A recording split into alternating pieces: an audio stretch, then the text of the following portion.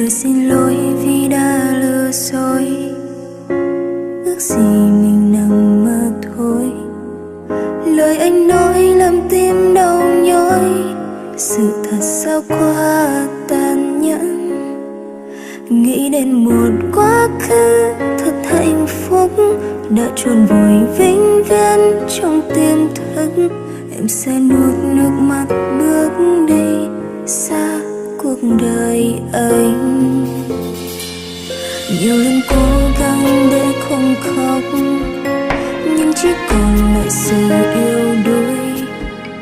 Vì em không thể quên được anh, chẳng thể bên anh nữa. Hãy để người trao anh được tình yêu, chỉ một người chắc chắn chẳng phải em. Em vẫn biết em là người đến sau, còn anh đã trao hết cho tình đầu. Vòng tay anh ấm áp ôm em ngày xưa nay đã dành cho ai kia. Môi hôn ngọt trao em đam mê, nhưng khi bên người anh cũng thế. Đừng xin lỗi với những lời chối em đã mệt rồi, mình không thể tiếp tục làm lỗi. Trở về bên của anh hay xa đi hết yêu thương ngày nào ta bên nhau. Em sẽ thầm chúc phúc cho anh sẽ trọn vẹn yêu thương. Dù cơn đau như đang rơi rớt trong con tim này, tình yêu ấy em không muốn nhận lấy. Có lẽ tất cả đã vì sao mẹ đã qua.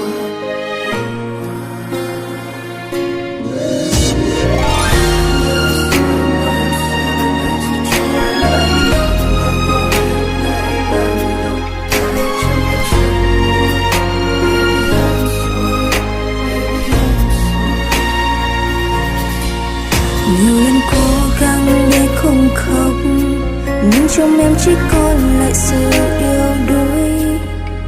Vì em không thể quên được anh, chẳng thể bên anh nữa. Hãy bên người trao anh được tình yêu, chỉ một người chắc chắn chẳng phải em. Em vẫn biết em là người đến sau, còn anh đã trao hết cho tình đầu. Vòng tay anh ấm áp ôm em ngày xưa nay đã dành cho ai kia. Môi hôn ngọt trao em đêm nay, nhưng khi bên người anh cũng thế.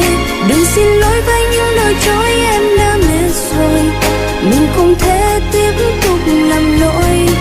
Trở về bên của anh hay xa đi hết yêu thương ngày nào ta bên nhau. Em sẽ thầm chúc phúc cho anh sẽ trọn vẹn yêu thương.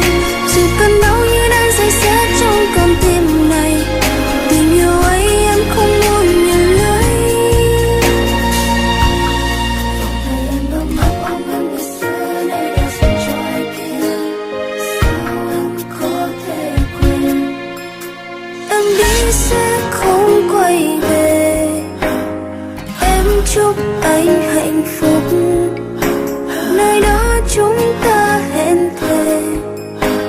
Xin hãy xóa đi hết chuyện của anh, hãy xóa đi hết yêu thương ngày nào ta bên nhau. Em sẽ thầm chúc phúc cho anh sẽ trọn vẹn yêu thương. Dù cơn đau như đang rơi rớt trong con tim này, tình yêu ấy em không muốn nhận lấy. Cảm ơn người đã từng đến đây cho em bình yên.